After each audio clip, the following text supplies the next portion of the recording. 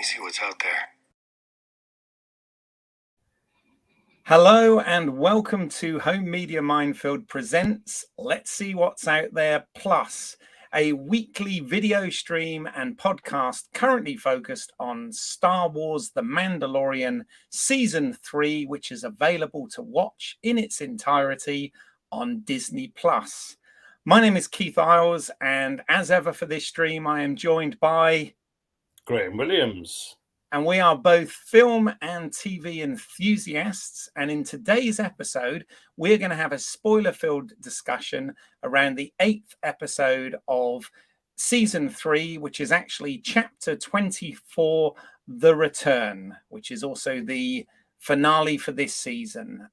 So spoilers ahead on not only this episode, but we're going to be discussing everything that's come before it as well and speculating on where we think it might be going. So you've been warned. If you are new to this channel, then welcome. Thank you for stopping by. If you find this in any way entertaining or informative, please do consider giving this video a like. We always enjoy those thumbs up, and consider subscribing to the channel. And if you hit the bell notification, you'll get informed as and when new content drops. Obviously, this has been a weekly show that's now coming to an end. We do have other shows. There is our Star Trek Picard Season 3 stream as well out there. And we've had plenty of other streams covering movies, TV shows, series, all sorts of things. Plus, of course, physical media and home media reviews. So please check out other things on the channel. So we got to the end of the season. Feels like the end of everything, but we'll get into that. We do have a very, very sort of loose agenda here that we talk about. We obviously go through the episode, look at some behind the scenes credits, talk about Easter eggs, just a bit of fun, connections to other films and references, predictions as to where we think the show might be going, and then we really get into it with our thoughts and nitpicks, etc., if we have them. So how are you anyway, Graham? Sorry, I've been waffling away here. How are you doing today? All well, thank you. But then again, it's not my birthday today. It is, in fact, yours, Mr. Isles. So happy birthday! I know. Doing a stream on my birthday. What's that about? But it's commitment and a love for all that is you and everything that has been a passion of yours since you were a child. So even though you're a big child now, yeah, I've got. Shouldn't stop. We continue. There you go. And I have to say thank you to you, Graham, for my latest mug. Usually I use my Mando mug, my Mandalorian mug for this stream, which my mum got me. But in this case, I thought we've got Bond, which is a whole nother franchise that we like to cover and have covered. So if you're a Bond fan, check out this stream also. But yeah, we wanted to get something out there quicker this week, simply because, you know, we try and get our thoughts out there before we start reading too many others and seeing what the buzz is. Plus, this being the season finale, we thought we sort of strike while the iron is fairly hot. And it did only show yesterday as we're recording this. So, indeed. Yes, it's still fresher in our minds, isn't it? So, and the excitement of it. Yes. Yeah. Well, we've good and bad, I feel. There's a lot to discuss today, but we'll get into it. But first of all, Graham, you may fire when ready.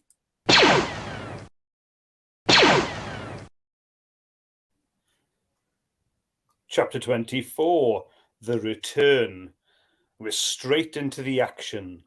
Bo-Katan and the Mandalorians run away from the pursuing uber-clone stormtrooper white Beskar-clad evil Mandalorians. Axe Woves flies into space, now with orders from Bo-Katan to get the fleet down to the planet's surface, and Din fights back. Before he's throttled into extinction by one of the uber stormtroopers, Grogu 12 comes to the rescue. But instead of running away, Din tells Grogu he must be brave. They must take out Moff Gideon. After an interlude in a lush, plant-filled cave, a Mandalorian garden grown by survivors of the Great Purge, it's all-out war to take Mandalore.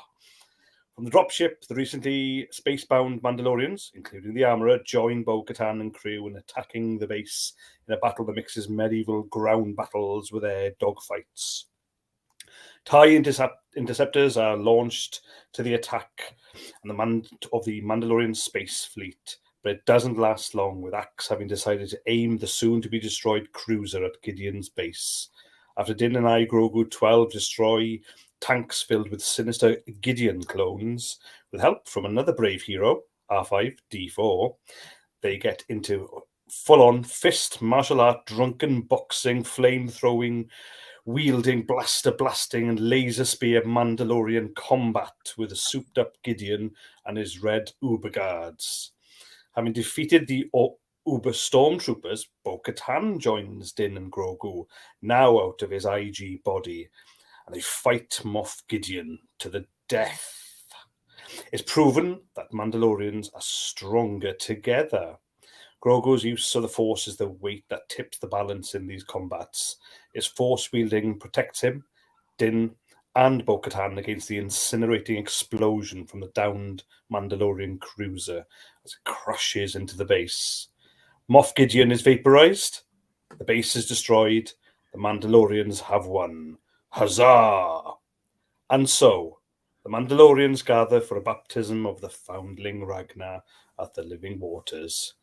Din adopts Grogu, now Din Grogu, and is instructed to take his adopted son, Apprentice, on their travels. Before they leave, the Great Forge is relit. Huzzah!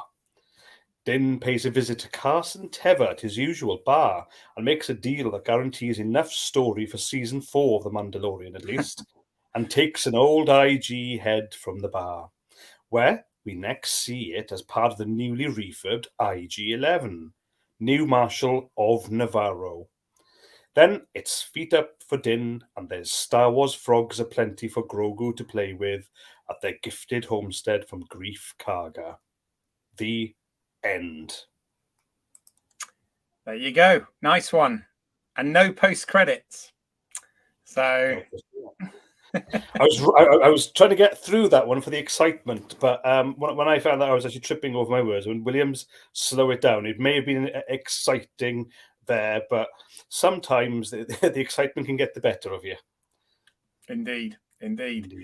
So for the last time on this series, it is time to thank the maker.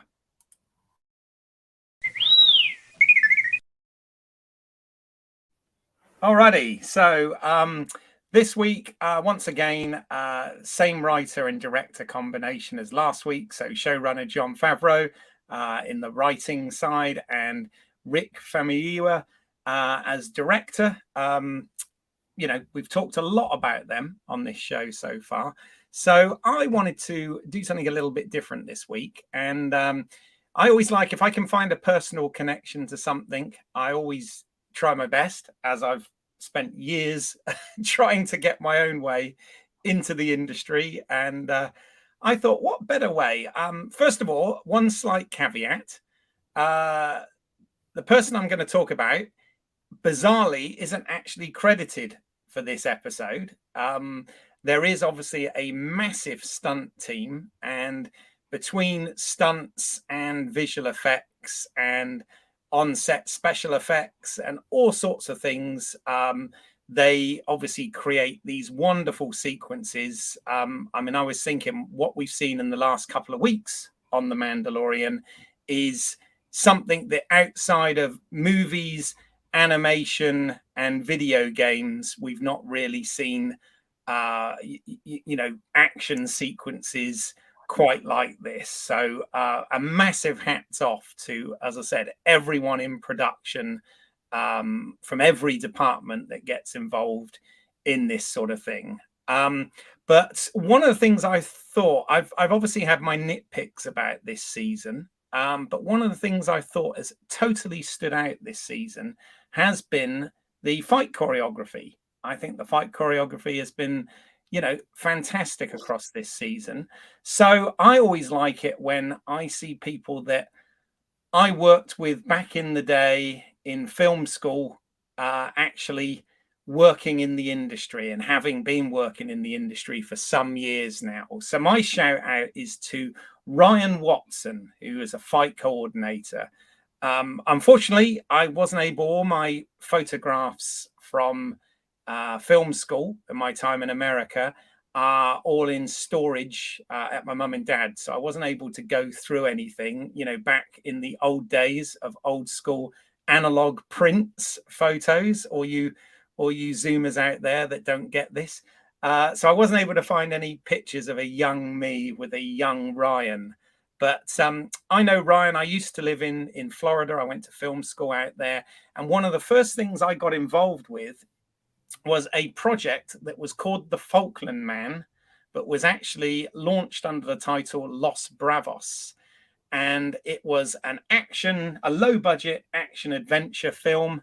And I got to work on it as a first AD, which was really sort of a baptism of fire. It was really in at the deep end, trying to, understand and learn as I went. It was all shot on 35mm film. So this was back in the days of film. And there were quite a lot of stunts and action sequences and all sorts of things involved in that. And Ryan was one of the stunt coordinators on that, very fight choreographer, right back in his very early days in the industry. And he also played a character in it called Reaper, who was one of the sort of henchmen to the main villain in that film. And I had my first on-screen appearance as a crime scene photographer. Go figure. But anyway, Ryan has been working in the industry ever since. He has done stunt work on everything from the TV series Mortal Kombat Conquest, which was the late 90s. So it was shortly after this time, having worked together. He also did the stunts on the TV series Sheena, She Spies, Birds of Prey, Buffy the Vampire Slayer, although uncredited on that, but he did some doubling work. And also the show Alias, again, uncredited there. Fight choreography credits come in with the film Serenity, which was the sequel movie to Firefly, V for Vendetta, Underworld Evolution. He went on as well to do Spider-Man 3 stunts, but once again, uncredited for that, and some stunts on Pirates of the Caribbean at the World's End. So loads of stuff there. It goes on and on and on. Fight choreography in X-Men Origins Wolverine, stunts on Battleship, co-stunt coordinator on 300 Rise of an Empire, co-fight choreographer on Batman v Superman Dawn of Justice, fight coordinator on Wonder Woman. And there's a picture for those of you watching on YouTube of him with Gal Gadot on that show. Also, Los Angeles fight unit stunt coordinator for Terminator Dark Fate. And so far with The Mandalorian, he is credited for 17 episodes, as I said, starting with the entirety of the first season and second season. But interestingly, he's only got the one credit for the third season. Now, that might well be that IMDb haven't updated, their credits yet, which we know happens. I know that definitely happens. But there you go. So I wanted to give a shout out to someone who probably doesn't get enough shout outs. And I'm really pleased that following our stint working in the independent circuit in Florida, over 20 years ago now, which is quite frightening, nearly 25 years ago, my God, that Ryan Watson is out there with a career working on high profile stuff. So congratulations, Ryan, if you ever see this. And that's our shout out for this week. Wow, some amazing credits there. I know. Yeah, I couldn't believe it. a lot of excellence too. Mm. So, February, Well, yes, you're right. I do think the fighting in this has been top Mm, notch, and the yeah, choreography. And I know that's not just down to one person. I know there's a team, there's stunt people, there's visual effects involved, there's special effects involved, there's, you know, all the design, the camera work, everything. So fantastic. and a medical team, Yes, considering what we have seen. I'm sure there is a medical team on standby. In fact, legally there would have to be. Yes. Yeah, but So there if you go. And any of that happened here, yeah, I think we'd have to have an ambulance on standby. It's so extraordinary and yes. so realistic too. Yes, and I apologise in advance. On my birthday, I've made that connection. Something that connects to me, but you know, why not, right? Why not? If I can big up somebody that I've worked with in the past, it's obviously we've lost touch over the years, as with many people when I moved back from the US, but you know, that was a happy time when I look back, and as I said, I love it when I see somebody that I've worked with and I respected their work then, to see that they've had a career and are continuing to thrive in the industry. So, which we all know is a very tough industry. So, you know, real props there. Mm-hmm. No, it's brilliant. Right. Well, after all that talking, I'm in need of a drink. So let's get some Bantha Milk Blue.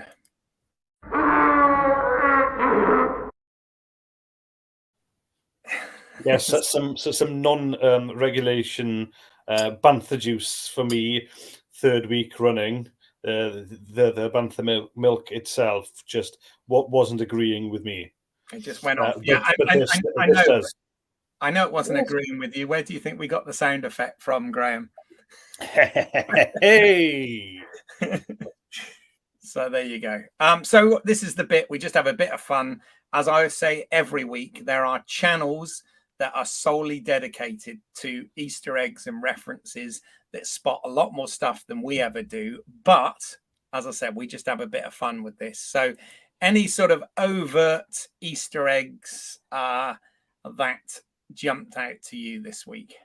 Yeah, so another list this week. So as you asked overt first, so there was I had to Google it because I just couldn't remember, didn't know that the name of the little wheeled droids, the black The ones. So mouse the droid. Imperial mouse droid or the repair droids, depending on what's your preference there, really.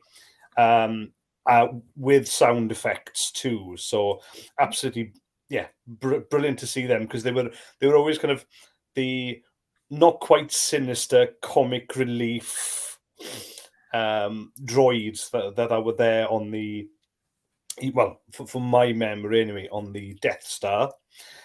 So there was that, and of course, for those who've seen the chapter this week as well, it was comedy gold when there wasn't just one, there were many of them trying to attack R5. So that was huge. Smaller though, I had noticed it a few episodes previous, is the actual design of the corridors and walls for Moff Gideon's base on Mandalore, firmly in Star Wars, right? The Star Wars universe. Nowhere else would you see the shapes and the light as well. You know, the rounded, curved blocks of light there. So it was good to see that they weren't trying to create anything brand new. It was all still firmly in Star Wars. What I noticed, and not sure if you did as well, but when Moff Gideon puts on his helmet and he goes all dark Mandalorian, um, the mic and echo sounds like Kylo Ren's effect. So when he put it on, I was like, "Oh, that's a Kylo Ren effect there." And so I'm not sure if you thought that too, Keith. Yeah. I mean, that his voice went through some, you know, a synthesizer there, and it would make. Again, you're talking about the design language. Um, marrying up with Star Wars, and it would make sense that that they also do that with the sound design. So quite possibly they used exactly the same microphone settings or whatever as they did for Adam Driver when he did Kylo Ren. I wouldn't have thought that was I would think that would be a fairly on the on the money prediction there. Don't know for sure, but makes a lot of sense. Absolutely, in real life, you put a helmet on, you get muffled, don't you? But it seems to echo and accentuate and actually make a bit more evil and sinister in my eyes. Anyway, as soon as he puts it on, even which they've obviously done all the way back to Darth Vader in the original trilogy. But we never got to hear Jones' voice went through some synthesizer before it was as it was recorded. So there was and obviously Ben Burt's breathing apparatus and stuff that they used as well. But but we never got to hear Darth Vader's actual voice. We got Anakin, and then we kind of got Darth Vader's in Obi-Wan, the TV series, but nothing to James Earl Jones is what with the helmet on. So, but we did get Ben Solo, Kylo Ren. We've got Moff Gideon. True. Moff Gideon. Mando Gideon. So, but So that was excellent, I thought, and on the money for me. As far as references, you last week talked about Star Trek reference, and I know you flipped it in the Picard episodes run through with Pete this week as well, with the flip, right? So having Star Wars reference in Star Trek.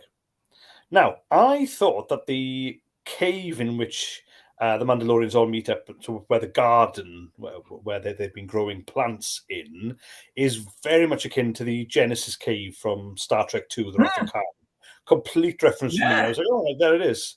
Nice one. I love that scene anyway. I love the whole movie, Star Trek II. And I love that scene as well. It's by ILM. It's utterly wonderfully done, the music and everything. And it was just the first watch, because I watched the episode twice this week. But the first time I kind of lost a little bit of it because I was in Star Trek world. I went off daydreaming because of that reference. So there was that. And I'm not sure if you spotted a cameo in the bar right at the end where Din and Grogu go to see Captain Tava, where I couldn't really have missed with his wide-brimmed hat was Dave Filoni. Yes. Yeah. So that's that was good. cool.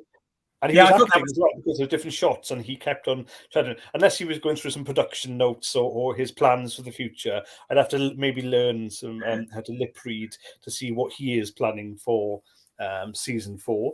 Yeah. Should we have it? So that was really cool. He's after more residuals, isn't he? But again, it's kind of a nice bit of continuity, because obviously we did establish him as a New Republic fighter pilot, in the earlier seasons, and it would make a lot of sense that he was hanging out with the bar with Carson and whatever. That would make sense. And the fact he's put his sort of trademark Stetson hat or whatever it is he wears in there as part of the character is a nice nod, or should I say tip of the hat as well. So very good.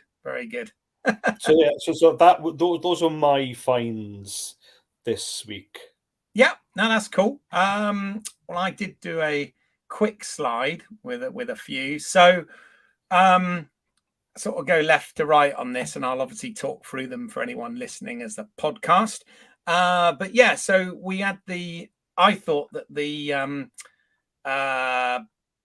laser doors, the red laser doors, were quite similar to what we had in the Phantom Menace when Qui-Gon and Obi-Wan were fighting Darth Maul, and you had the sort of doors there. Again, I know we saw it last week as well, and I forgot to point it out, but I think I look at that as a bit of a reference, or at least again a bit of design continuity with that, and a great scene again. The fight sequence there when he takes a door down one at a time, bloody brilliant. So I love that. Yeah, you rightly pointed out the mouse droids for a bit of comic relief. The other thing was we saw R5D4 actually use his rockets in this, very similar to R2D2 in the prequel trilogy. I have to say the whole rockets thing is something I've always had a bit of a problem with, because when they revealed that in the prequels, I was thinking, well, there were so many instances where R2 could have used that in the original trilogy and didn't. Like it would have been much easier to coordinate the sand dunes of Tatooine. There was all sorts of situations. So I did sort of think, well, if they've got those, how comes they haven't used it previous? But anyway, that's a whole nother nitpick. Yeah. So with that, remind me, because the first trilogy, or the prequel trilogy as well as the sequel trilogy, for me are quite forgettable, as you know. But I know that C3PO's memory was wiped at the end of 3. Did something happen to R2D2 as well, for him not to remember anything that happened with Anakin and his adventures? Yeah, no, not at all. Not at all. No, okay. R2, Because that was going to be... Yeah, I was going to say, what, that he forgot he got them. Well, that's what I was saying. Yeah, I was going to go tongue in cheek and have a bit of a laugh on this one, because then he'd have forgotten he's got the actual boosters, or there should be a novel written now, right, or a story in between where R2 loses the ability, or they break and he can't use them ever again. Well, I must admit, my head canon, how I've always thought of it is, clearly these are things that, as part of the droid's maintenance, need recharging, refueling, whatever. And my view is, after the R2 using them in the Clone Wars, essentially, his maintenance checks from there didn't involve recharging those. So therefore, by the time he ended up on Tatooine at the beginning of A New Hope, these weren't operational anymore. That's my view on it. There you go. That's my fan answer, my headcanon answer. But I know none of this really matters. I get it. So for anyone who's thinking, what is wrong with this guy? I know it doesn't really matter. So we had that, and then of course, classic. We see R5D4 plugging into the Imperial computer, which is of course again very similar to R2 on the Death Star in the in A New Hope. So again, really nice visual continuity and design language and all of that stuff there.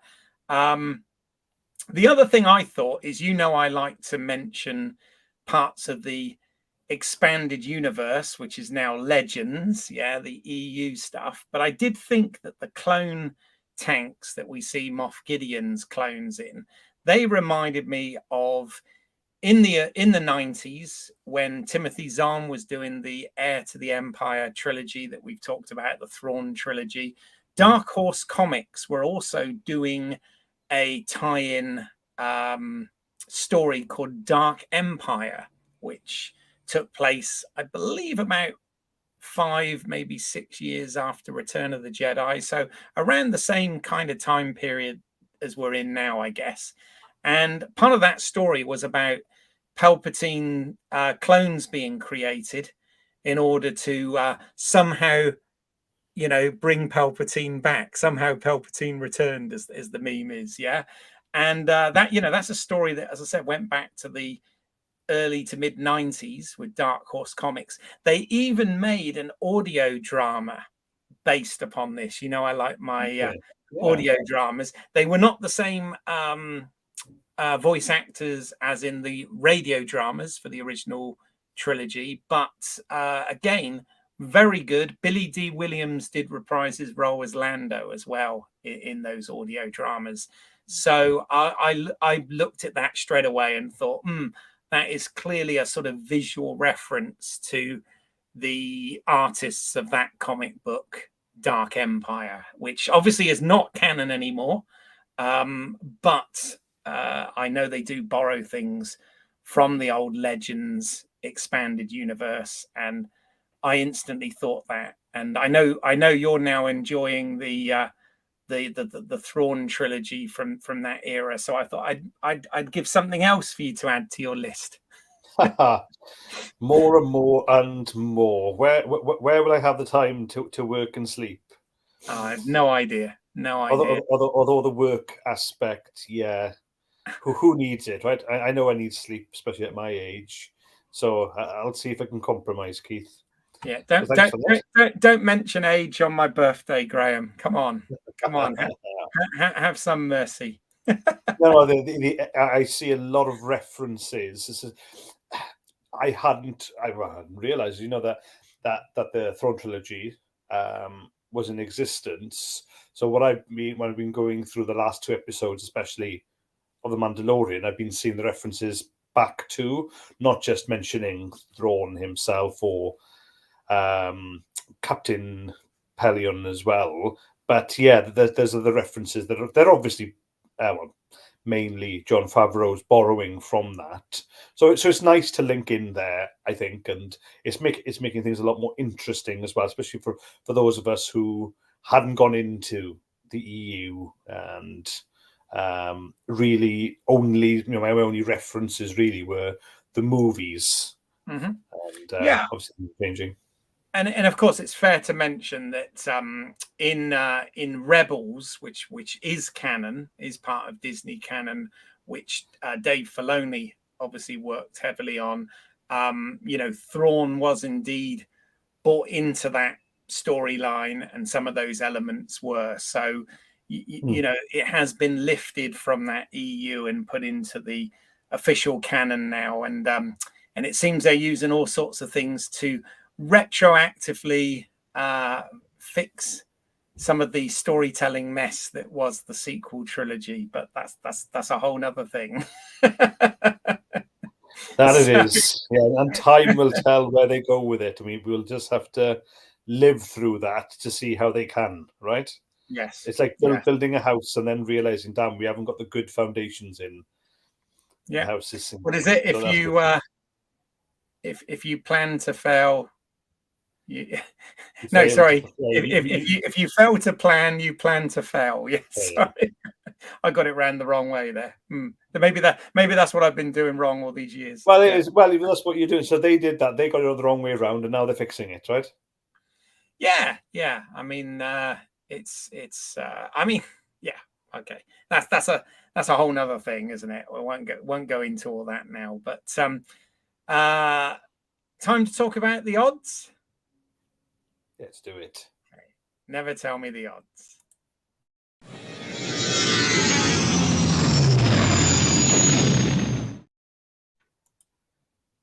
That's all I got.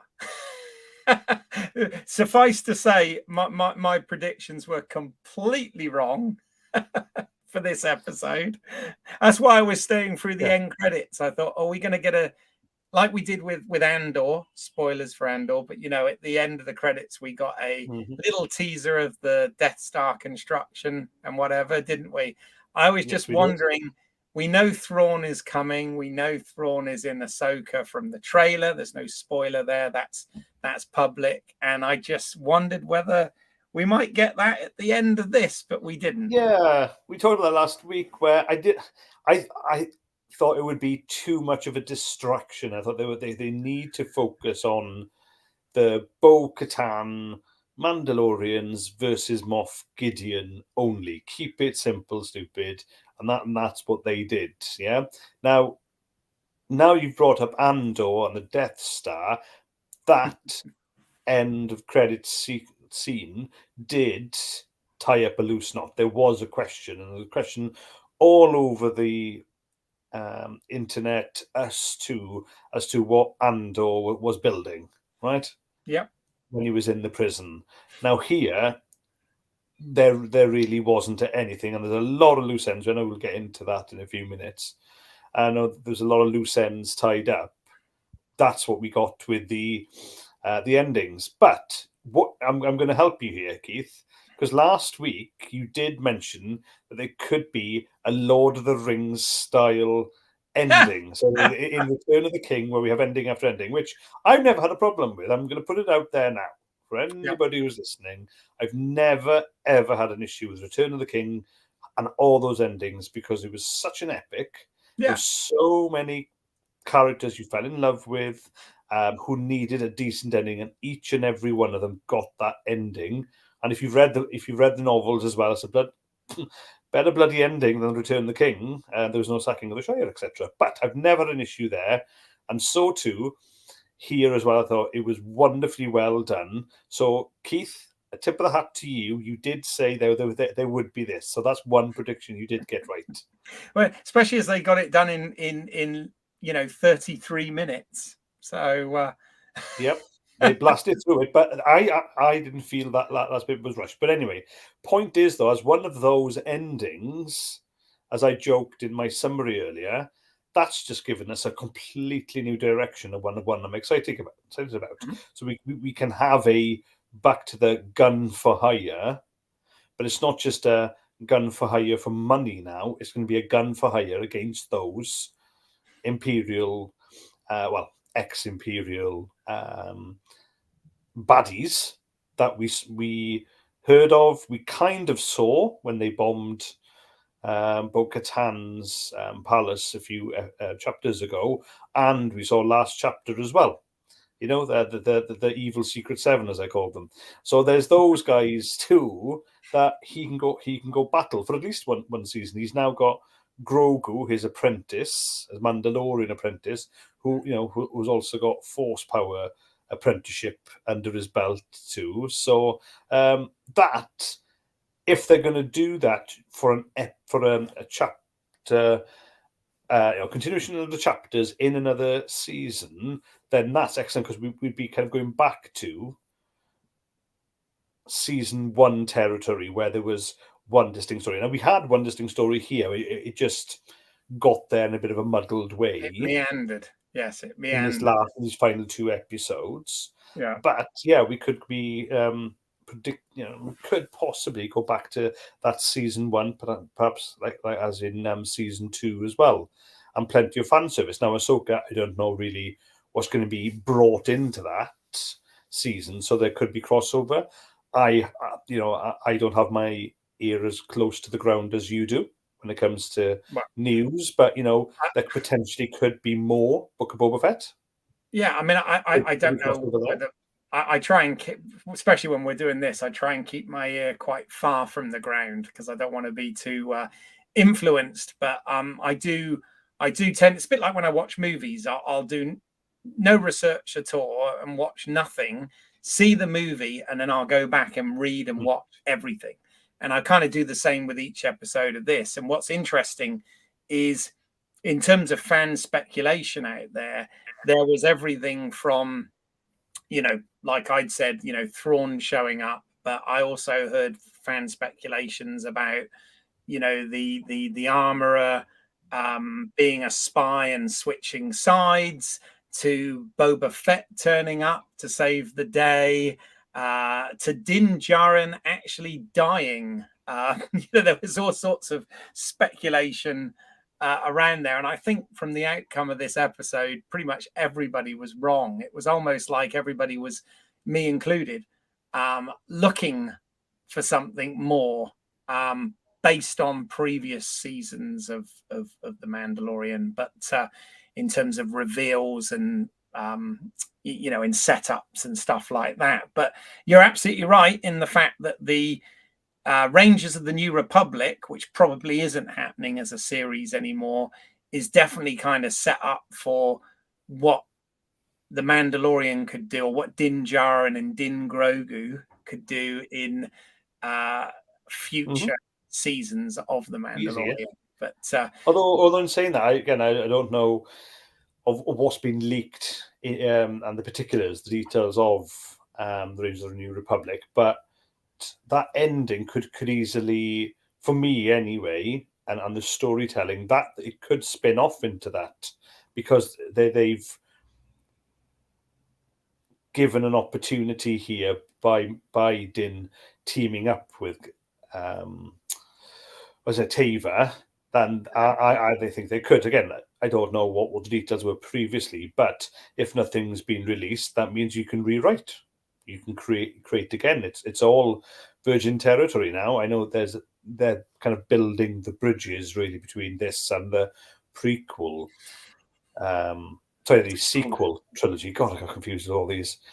Yeah, the sequel trilogy, but these are Outer Rim stories as well. So some of these you don't have to have influence or be influenced by that, because a lot of the Outer Rim, rather than more to the middle around Coruscant, can actually be independent, can work in parallel, in my view. Mhm. Yeah. Yeah, So yeah, it doesn't have to be that everything, all of just Din's decisions and actions have to influence what happens with the Skywalker and Solo family in the future. yeah. No, absolutely. Agreed. Well, on that point, unless you've got any other sort of wild speculation, shall we go into our a certain point of view? Let's do it.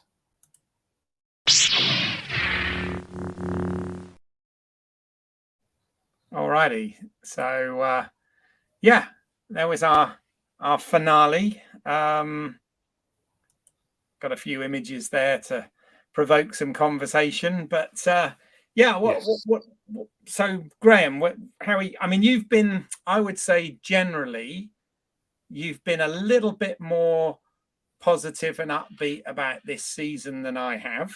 I think that's fair to say. Pete Mealy did point out we do a rank pin rating system on on the Star Trek Picard episodes, which we haven't done here. And he said he cannot believe we haven't had a Midi-chlorian count for each for each episode. But I guess we'll have to do it for the season overall at the end, maybe. Yeah.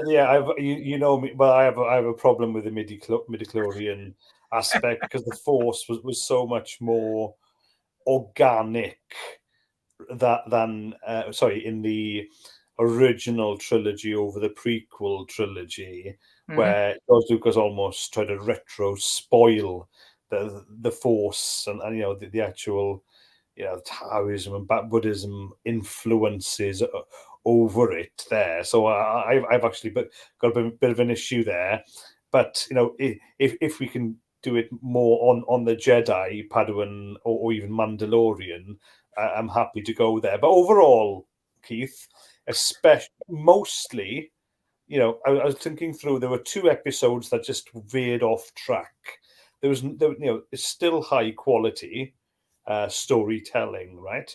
Production values, we've talked so much about that, and it was still super high in this last episode too.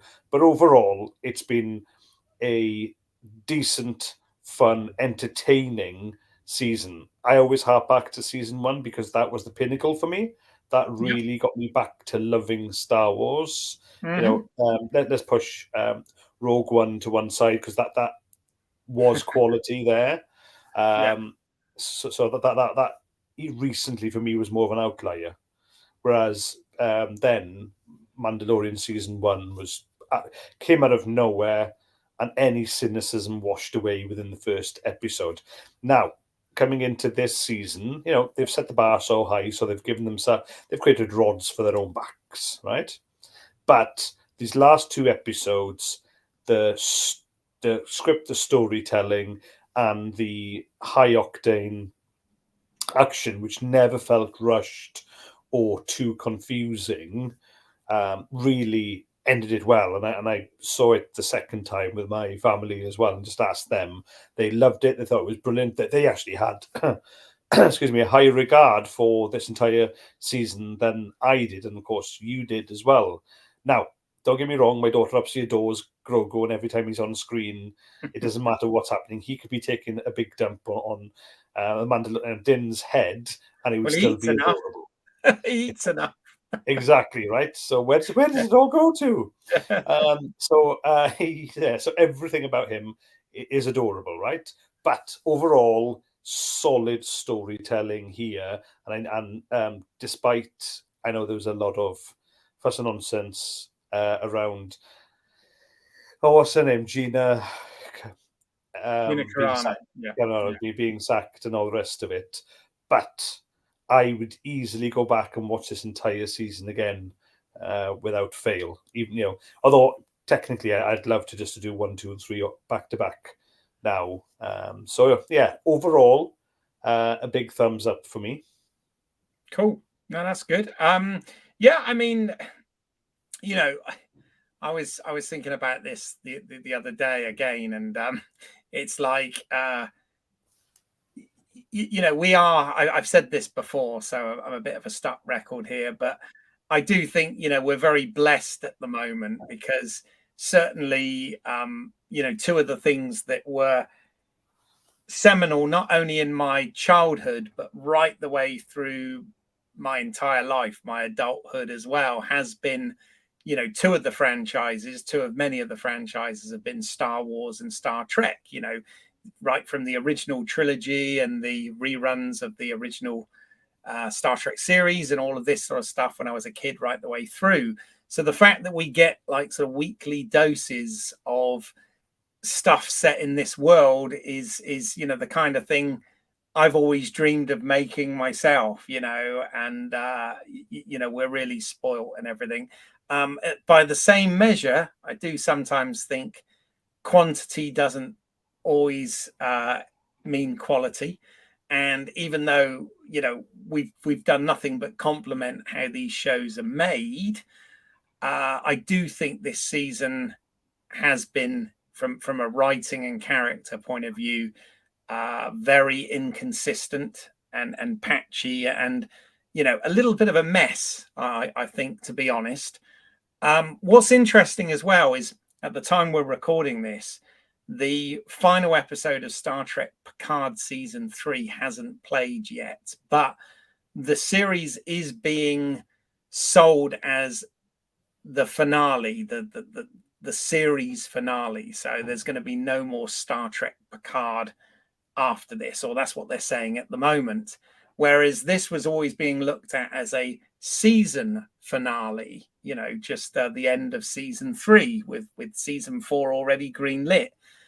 This could have easily been marketed as a series finale, and I would believe it, because where we end up with here is everything is kind of back to a new equilibrium, and reset. We've lost we presume we've lost. I mean, people in Star Wars do come back from the dead all of the time, but we've lost our big bad, who was Moff Gideon, who was obviously set up at the end of the first season and was the main antagonist through season 2, and obviously had been hinted at all the way through this, and obviously revealed in the last couple of episodes here. But in the 30 minutes, I mean, the first thing I was surprised is when when you hit play on Disney Plus and they get the recap, but mine also puts up the timeline when the recap comes, so you've got an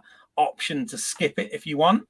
And the entire timeline was less than 40 minutes, and I thought, well, hold on, we've got to take the recap out of that, and then the Star Wars credits, and then the end credits. And I thought, my God, they're going to wrap this story up in about 30 minutes then. Wow. And they did. They tied up all the loose ends. But I don't know. I felt it was a little bit like meh. It was a bit lackluster for me compared to the other 2 season finales. The first season we got the setup with Moff Gideon, the reveal of the dark saber, obviously Din taking his helmet off for the first time in the show. The end of season 2, I don't need to dwell on that, but obviously we get the massive Luke Skywalker reveal and the kick-ass action sequence, and again Din removing his helmet. In this one, he definitely doesn't remove his helmet, which is the way for him, which is good. And we get some amazing, absolutely amazing action sequences, fight sequences. As I said, I've already complimented the choreography there, whether it was Ryan or not. Fantastic. And some great things. But yeah, we end up with kind of right the way down to the little iris fade on Din and Grogu, or should I say Din Djarin and Din Grogu. And the end. But if you'd said to me, "Oh, that's it, that's the Mandalorian wrapped up," I'd be like, "Yeah, fine." It was, Okay. everything was tied up. There was no setup or loose ends or anything other than, as you'd already mentioned, the setup is he is going to be a gun for hire for the New Republic in the Outer Rim moving forwards, which is, and obviously Grogu is going to be his apprentice now that he's officially adopted and stuff. Yeah, which a is force great. wielding apprentice. But there's too much merchandise to market and sell, Keith. They can't end it here. Well, exactly. I mean, it did. If it definitely had that Western vibe. Them, sort of having a home now. In Navarro on the planet there with the little thing, really did remind me of a Western where you see like Very much so. Although, alone. yeah, there was a mix. Yeah, I noted that too. It was back to season one as westerns go, but with that, you've got the image on the bottom right hand of the screen for the YouTube watchers here, where that also transported to Edo period Japan goes back to Lone Wolf and Cub. Cub Yes. being in the foreground is what I mean. So that's a nice touch. But yeah, totally the Western vibe, which we got all the way through the season one, less so season two, and this season, of course. So we could easily go back to that vibe, that look, feel, and sound for season four. It could easily happen, couldn't it? And Yeah. I relish that if that's going to be the case. But tell me though, again, because you're closer to the news than I am, has there been an announcement as to when that will be released? Because we're probably going to be looking at 2024 now, right? Yeah, I don't think there's been any dates. I know another series has been confirmed, as has obviously Ahsoka, which is coming next, and of course Dave Filoni is going to be helming a feature as well, which will sort of tie up everything in the Mandoverse into that feature. So yeah, there are plans for this. Definitely, Filoni and Favreau are still going strong with all this. Which is good. I've tried to avoid, as I said, since this came out yesterday, I tried to avoid any news on it because I didn't want to be swayed with my thoughts here. I did hear one thing, which I don't necessarily, I can see why someone said it, but I don't necessarily agree with it. They were saying how the dark saber ended up just being like a bit of a MacGuffin.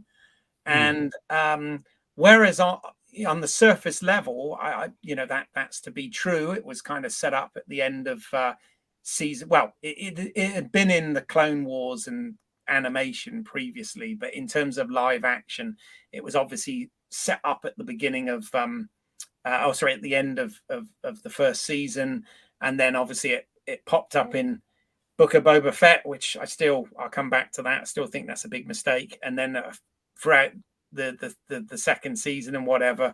But yeah, okay, it got destroyed in this, but I think the point was what Bo-Katan says, and I can't remember her exact word, but he mentions something about Mandalorians are nothing without their trinkets, and she says something like, "No, we're strong when we're together." Yeah, we're stronger. Mandalorians are stronger together was the line. Yeah. Right. And I know there's a lot of lore and history that Filoni's created around, the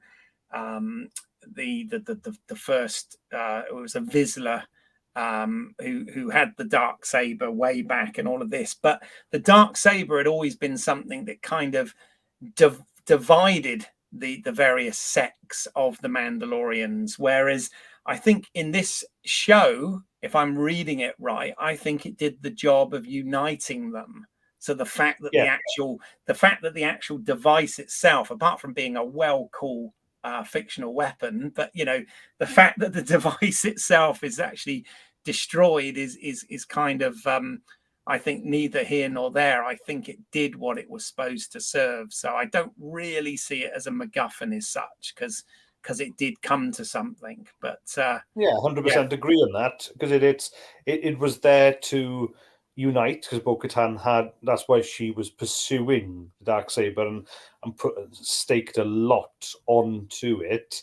But the Mandalorians had already united, and there were 3 sects or tribes. You had the Covert, you had the Night Owls, you had the survivors on Mandalore as well. So the fact that they had already united into one force, not to use the capital F force, yes, to then join to strike back, pun intended, at Moff Gideon, then yeah, you're right. The trinket was gone, the line was given, and it proven such that Moff Gideon had been, one of his dastardly plans had been defeated. So he could have had the Darksaber, but for what end then? Because the Mandalorians were one unit, they were together.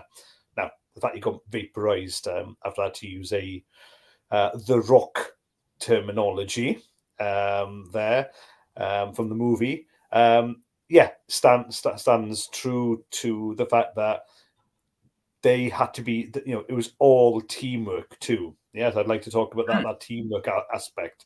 Grogu helping out. There were 3 versus 1, but still, Moff Gideon had, despite all his plans and how utterly evil he'd been from, we heard, pre-Mandalorian times, for, pre the Purge as well, he had been the architect of all of that, and to be destroyed by Mandalorians together and destroyed on Mandalore, I thought was quite fitting as well. I'm not sure if you looked at it, because it was only on reflection.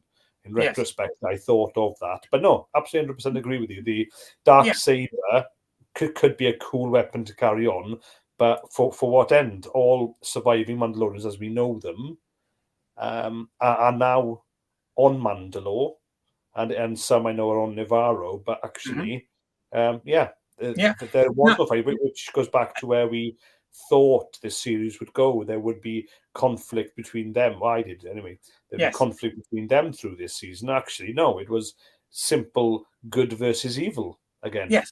Yeah, no, absolutely. And I mean, everybody in this had something to do. I've heard criticisms about, Bo-Katan being a lady boss, and Grogu and Din being side characters in their own show, and all of this sort of vitriol that's out there.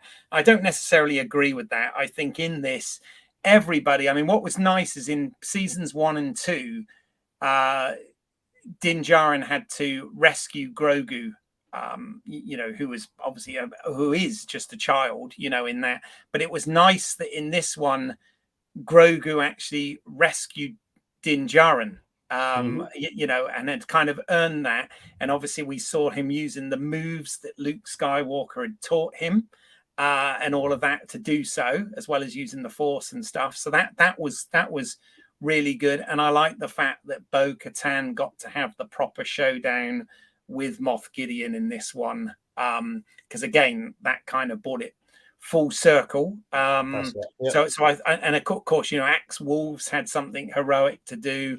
Everybody sort of had their thing in this. So I think that all kind of worked.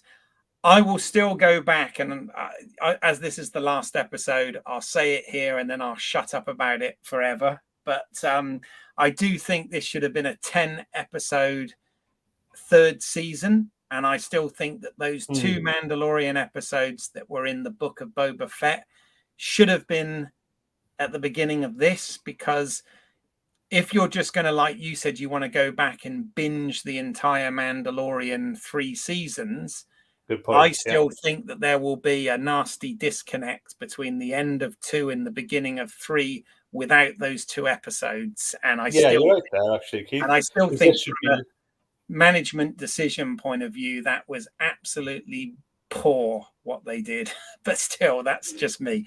Yeah, this should be 26.5, shouldn't it? Because we did have a 0.5 at the end of Book of Boba Fett. No, a good point there. I forgot about that because yes, you're right. I'd have to binge 1, 2, and do and yeah. This is Go and how I hunt. did it with my family as well. As when we got the end of 2, getting ready for 3, I did jump into Boba Fett and I said, "You don't need to watch the rest of Boba Fett unless you really want that story. Let's do this." And obviously, they were happy with Grogu and Din Djarin as well. So that's what we did do. We did 2.5 and Yes. then jump into to 3. So because it is jarring if you don't. I still think it would be really jarring for a more casual viewer that would say, if I recommended, oh, you should watch they weren't a massive Star Wars fan, but you say, well, you should watch The Mandalorian, and they go on Disney, and put this way, if I didn't know better, I would be at the beginning of season 3 thinking, oh crap, did I miss a couple of episodes because this doesn't line up, and it doesn't. So yeah, that has kind of irritated me right from the start, as you know. But there's been some cool stuff in this. There has been less setup in this than in the other shows. I mean, even season 2 also set up the Book of Boba Fett at the end, as well as the Luke Skywalker thing and whatever. But yeah, it's been okay. The side stories, oh, my Spider-Man card from my dad has fallen down. There you go. Put that back. Yeah, he's just escaping there, or he's in your friendly neighborhood, seeing some villainous action and wants to go off to the rescue. There you go. That's what it is, for sure. But yeah, I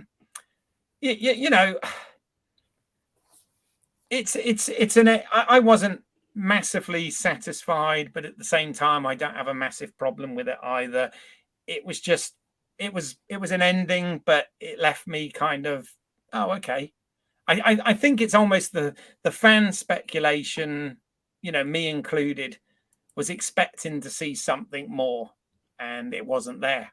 But it's not necessarily a bad thing that it wasn't there. It's just that, yeah, I guess what the thing that saved it was, as I said at the beginning, the in the last 2 episodes, the action sequences, I believe, have been the sort of things that you wouldn't normally see live action like this. It would normally be either on a massive budget movie level or an animated series or a video game. And I think we got all of that, in a live action show here, which was pretty awesome. There was some really cool stuff, and I think every character had their moment to shine here. Even IG-11, who got repaired. I shook my head a little bit at that, but it's okay.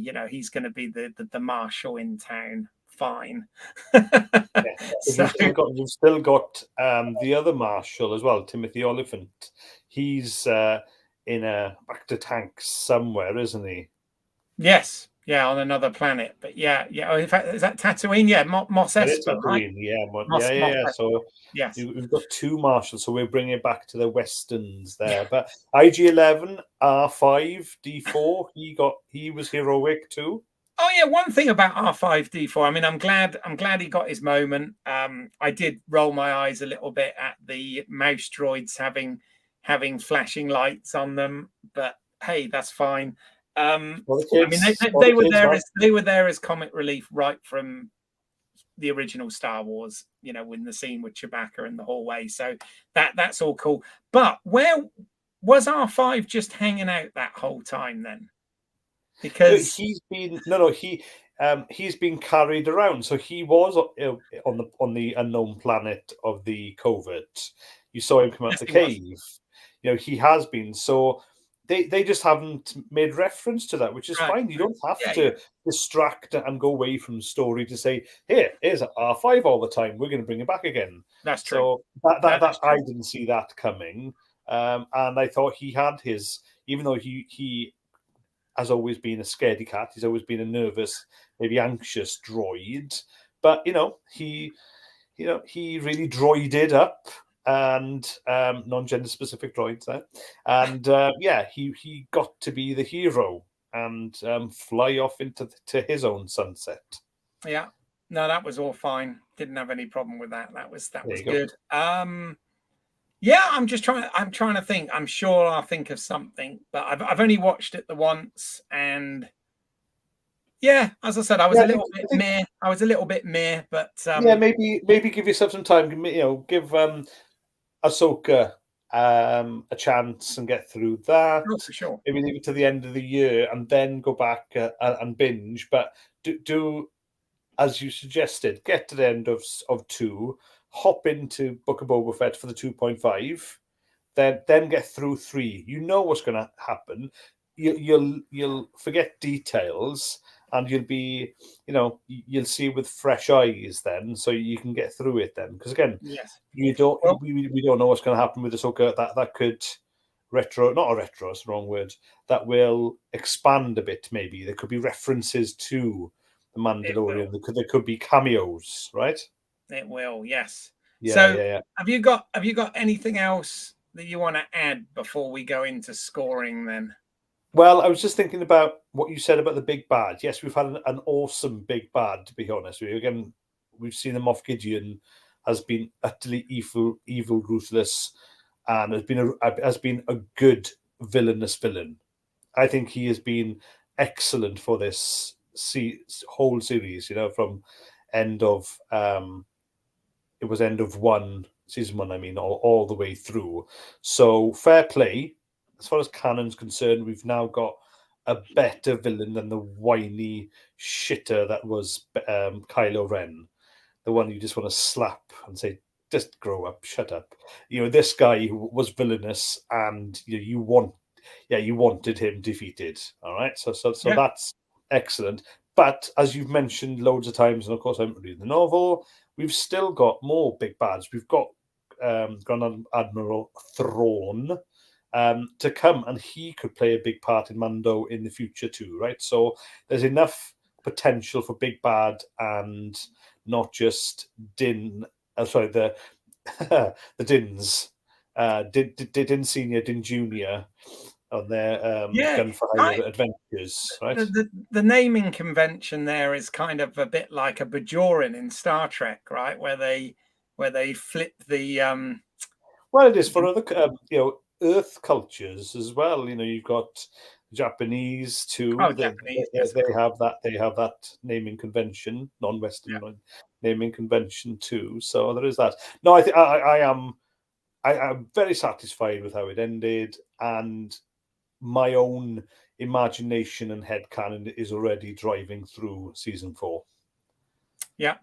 Well, I mean, I'm sad to see Giancarlo Esposito go, because whatever he's in is great. But and his deaths are actually quite excellent too. If you remember back to to Gus Fring in Breaking Bad, major spoiler there.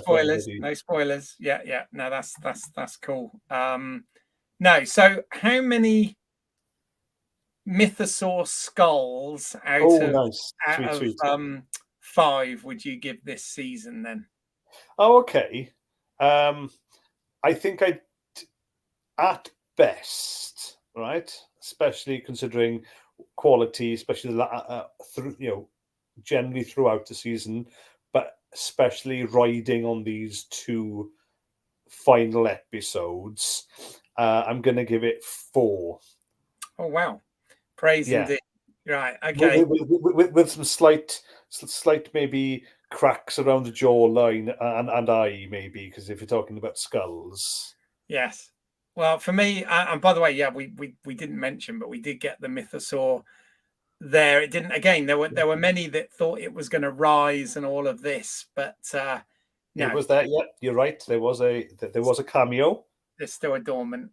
Yeah, I think for me, I'm going to give the season 2.5 mythosaur skulls. It would be 3, but I'm taking the half off just for my nitpicks that I've had about how the stories, how it's been structured. As I said, with the first couple of episodes being in the Book of Boba Fett, and with the sort of it hasn't been consistent. This series, I think I've said it before, it's less this is the way and we've lost the way in places. And whereas I'm perfectly happy and satisfied with the conclusion that we got here, and obviously recognize the great work. We've talked about the music, we've talked about the performances, we've talked about all the good stuff, excellent, but I still think that its pacing and its storytelling was a bit of a mess, and tonally it was a bit of a mess in places as well. So I'm going to give it, I'm going to sit right in that middle there and give it 2.5 out of 5. Is that 2.5 with a horn? Maybe with a horn. There you go. I think I may lose a horn, maybe from my 4, really, or maybe 2 horns. So it's just barely making a 4 No, skull. I'm not. I've never been here to take away your enjoyment, Graham, and I'm glad you've been the sort of more positive one for this, because, as I said, I want this. The whole ethos of this show and my channel is to look at these things from an appreciation point of view, and a point of view of love and fondness. But that doesn't stop us having criticisms and nitpicks as well. And as I said, this show. It has been an inconsistent show, and it's not been, I've not been 100% satisfied with everything we've had in this. But I do completely acknowledge that it came to a proper conclusion, and all of the arcs were paid off in the end. So yes. Good. There we are. Good. So for season 4, we'll have graphics and more mythosaur skulls. We'll match it to the pin badges of Star Trek and the Picard. Yes. Let's see what's out there. We've still got that to come. But yeah. Anyway, let's use the comm link real quick.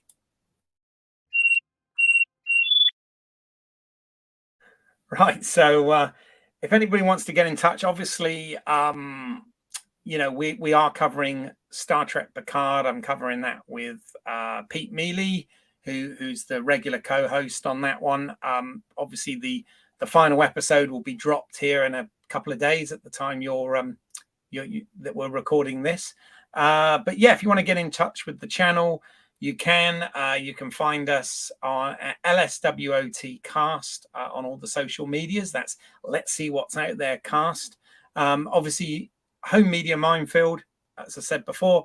Check out some of the other work that we've got on here. Have a look around the channel. There are now separate things for videos, live streams, and playlists. It's just the way that YouTube is now doing that. So be sure to click on all the tabs and see what we've been up to. If you want to check out some of my other work, British Isles is my other YouTube channel, which is EYLES, as in my last name. And there's some short films and whatever that I've made on there. So please do check that out. Also, shout out to Neil Myers for our theme music on this. Neil's work can be found at neilmyersmusic.com. We do have other related material to Star Wars on the channel, and no doubt there will be more content to come. But yeah. Graham, I'm sure we'll be back to talk about something in the near future, right? Let's hope so. Thank you for being my regular co-host this season. I really have appreciated it, and the insight that you've brought to it and the positivity that you've brought to it. So thank you. Well, thank you for inviting me on. It's been excellent for me. Yeah, it's been wonderful to spend some time with you, Keith, geeking out. Absolutely. And we thank you for spending time with us if you've been watching there. And we will see you at some point in the future for Let's see what's out there. Bye for now.